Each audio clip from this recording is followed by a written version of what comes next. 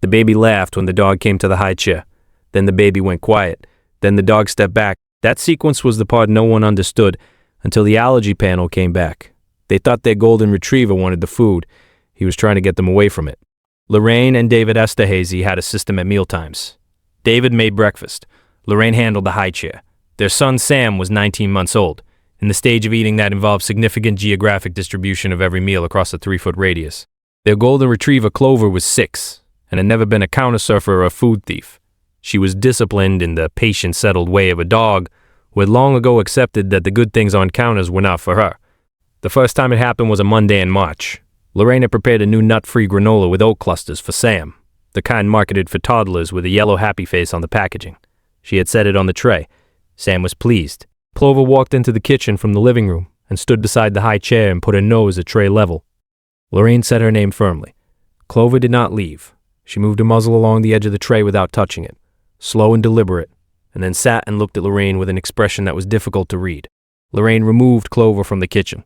Sam ate his granola without incident. Clover was let back in after the tray was cleared. The following Wednesday, same product, same tray. Clover appeared at the kitchen doorway before Lorraine had even put the granola down. She walked directly to the chair and pressed her nose toward the tray from the left side. Sam reached toward her face and laughed. Clover stepped back, one clean step, and sat. That step back was the thing Lorraine could not explain. She had removed her nose from proximity to the food and created distance, deliberately. A dog trying to steal food does not step back from it. Lorraine put it away in a note on her phone. She did not know yet why she wrote it down. She would know later. If you stay for stories about what animals sense before we do, you are in the right place. Subscribe so you don't miss the next one.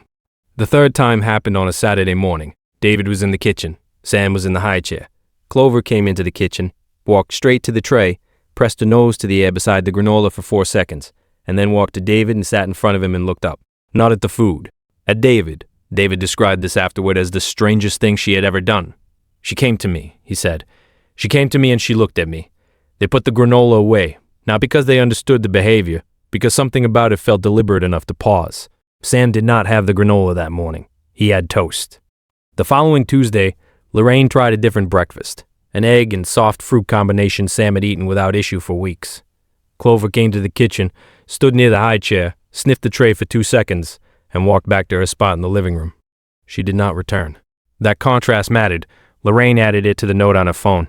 Has your dog ever done something that made no sense until it was the only thing that made sense? Tell us in the comments. These stories deserve to be heard. They scheduled the pediatric allergy consultation not because of the dog, but because of a faint rash that had appeared twice on Sam's forearms in recent weeks. The allergist, Dr. Camille Adebayo, ran a comprehensive panel. Sam tested positive for a moderate to significant sensitivity to sesame. The granola, which the label described as nut-free, was processed in a facility that also processed sesame products. The specific lot number they had purchased, they later confirmed through the manufacturer, had a higher than usual cross-contact concentration, flagged in a post-production review but not part of a formal recall. Clover had been detecting the sesame compound in the food at concentrations below the threshold of any human sensory ability. Dogs can identify specific allergenic proteins through scent at concentrations many thousands of times below what a human nose registers. She had identified something in that specific product that was not present in Sam's other foods. She had returned to the tray 3 times. She had looked at David on the 3rd.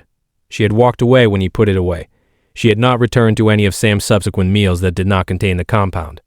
Dr. Adebayo, when told the story during a follow-up appointment, said 2 things. She said, "This is not the first time I've heard something like this." And then she said, "A child with this sensitivity eating that product consistently could have developed a systemic reaction over time.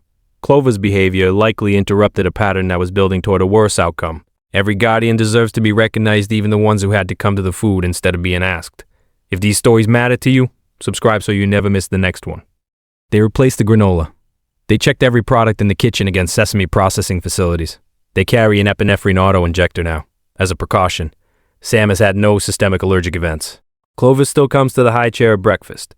She approaches the tray, puts her nose to the air beside it, holds for 1 or 2 seconds, and then goes back to her spot in the living room. Every morning, she does this before she accepts her own breakfast from David. Her food second, Sam's safety first.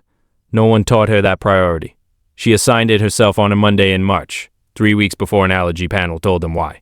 The next story involves a dog who refused to leave the crib side for 48 hours, In the morning, the parents understood that the dog had been measuring something they had no instrument to read.